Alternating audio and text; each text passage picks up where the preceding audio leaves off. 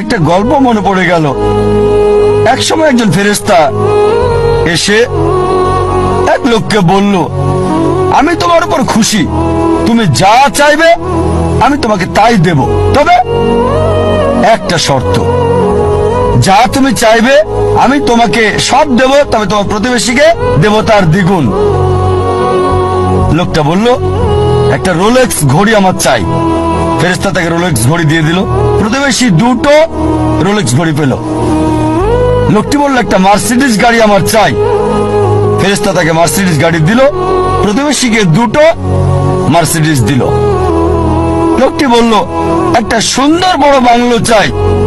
ফেরেশতা তাকে সুন্দর বড় বাংলো দিল। তার প্রতিবেশীকে দেওয়া হলো দুটো সুন্দর বড় বাংলো। লোকটি পরে বলল, দয়া করে আমার শেষ ইচ্ছাটা তুমি পূরণ করে দাও। কি সেটা?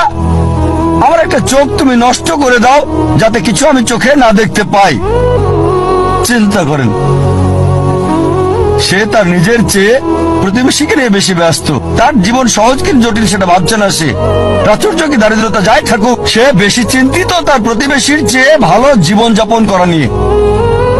এ কারণেই সে ফেরেশতাকে বলল, আমার একটা চোখ নষ্ট করে দাও, যাতে প্রতিবেশীর দুটো চোখই নষ্ট হয়ে যায়। এভাবে আমরা প্রতিবেশী কেন্দ্রিক। নিজে সুখী কিনা ভাবছে না, দেখতে পারবে কিনা সেটা ব্যাপার না।